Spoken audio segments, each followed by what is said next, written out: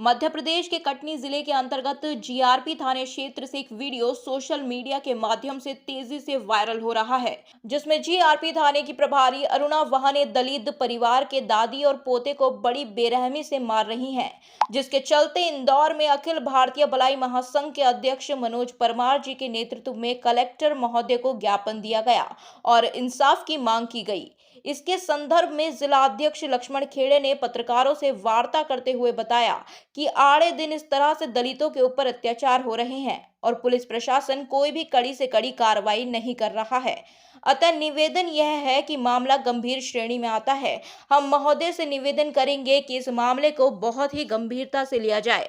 दलित शोषित वंचित मजदूर कहां मदद मांगने जाएंगे? अभी कुछ दिन पूर्व बिहार के मुजफ्फरनगर में एक दलित लड़की के साथ गांव के रहने वाले संजय राय और उसके 4 साथियों द्वारा सामूहिक बलात्कार किया गया और धारदार हथियार से उसकी हत्या कर दी गई और उसके शव को जंगल में फेंक दिया गया। मध्य प्रदेश के शिवपुरी जिले में एक दलित मजदूर ने 500 रुपए मजदूरी मांगी तो गांव के दबंगों ने दलित मजदूर को जूते से पेशाब भरकर पिलाई।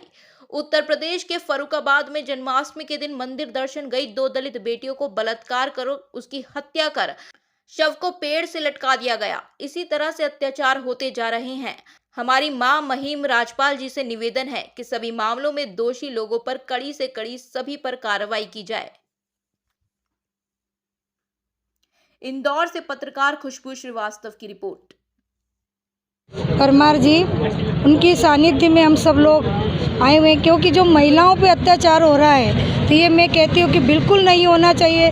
छोटी छोटी बच्चियों पे, इन पे थानों में रिपोर्ट कराने जाते हैं, पुलिस लोग नहीं सुनते, कोई भी रिकमेंड नहीं होती हम लोगों की। तो मेरा सरकार और सभी से एक अनुरोध है कि ये जितने अत्याचार हो रहे हैं महिलाओं पे और ये बलात्कार की जो छोटी छोटी दुर्घटनाएं दलितों पे या हिंदू किसी पे भी हो रहे हैं, तो ये प्रशासन बिल्कुल पूरा ध्यान दे।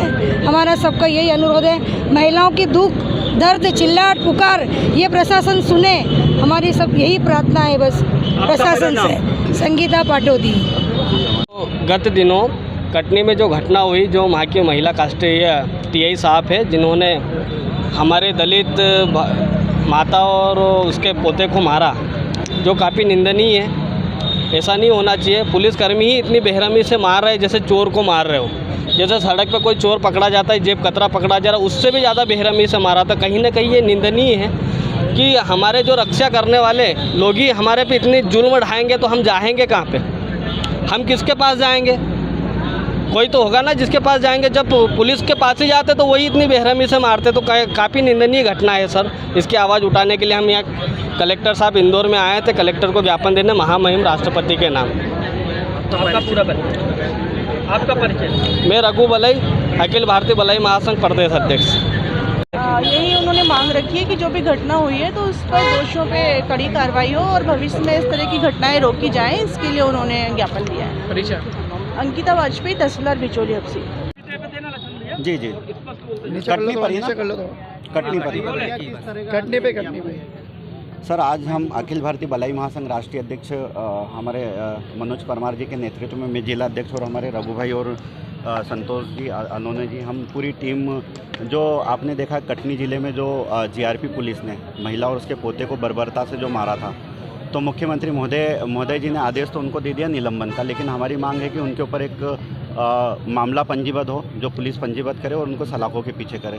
क्योंकि ये कि वो जो पुलिसकर्मी, जीआरपी पुलिसकर्मी, वो अपनी वापस साठगांठ करके नौकरी पर आ जाएंगे, लेकिन उनके ऊपर जब मामला पंजीबद्ध होगा तो किसी न किसी रूप से ये पूरी जो उनका विभाग है और जो अन्य विभाग है, सरकारी विभाग है, उनमें एक संदेश जाएगा कि नहीं यार, हमारे ऊपर हमको निलंबन तो करते हैं लेकिन हमें सलाखों के पीछे भी करते हैं। क्योंकि आए दिन सर आपने देखा कि पूरे भारतवर्ष में कहीं ना कहीं दलित आदिवासी पर अत्याचार कंटिन्यू हो रहे हैं और अधिकारी भी करते हैं। तो व्यक्ति भाई कोई भी घटना होती है तो अधिकारियों के पास ही जाता ना मदद के लिए। तो जब रक्षक ही भक्षक बन जाएंगे तो फिर न्याय कहाँ से मिलेगा? तो हमारा कलेक्टर महोदय के माध्यम से हमने महामहिम को ज्ञापन दिया है और हमने उनसे निवेदन भी किया कि हमारा ये ज्ञापन महामहिम तक जाए, राष्ट्रपति साहब। अभी आपने बताया था द्वारकापुरी थाने में कोई घटना घटित हुई थी, उसको लेके क्या?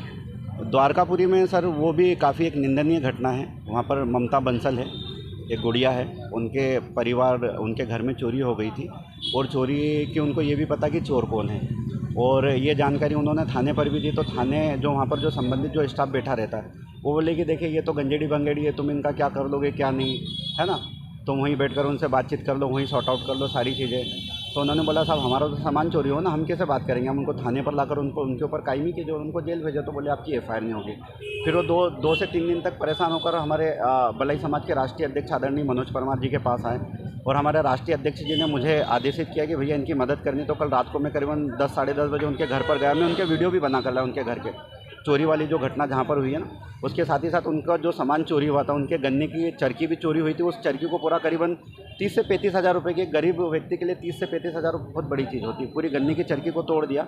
और वही घटना लेकर जब हम आशीष साहब हैं द्वारकापुरी थाना प्रभारी, उनके पास जब हम गए और उनको हमने बोला कि साहब ऐसी ये घटना हुई है, तो उन्होंने बोला कि अभी बोले आप बैठिए। हम जब बैठे तो उन्होंने फरियादी को ही बोला कि भैया उसका बिल है कि नहीं है। तो उन्होंने बोला सर ये मैंने किसी और से ख़रीदी है, मैं उसको ले आऊँगा। तो बोले नहीं हम तो बिल होगी जब कार्रवाई करेंगे वो। तो मैंने बोला सर जब फरियादी आपके पास आया तो आपको कार्रवाई करनी चाहिए। तो बोले आपको जहाँ जाना वहाँ जाइए। तो हमने उनको बोला कि हम आपके उच्चाधिकारी के पास जाएंगे और साथ ही साथ हो सका तो हम थाने का भी घेराव करेंगे। बोले जो आपको जो करना वो करो, हम तो नहीं करेंगे कार्रवाई। ऐसा उनका कहना है। आपका परिचय? मेरा नाम लक्ष्मण खेड़े, अखिल भारतीय बलाई महासंघ में जिला अध्यक्ष।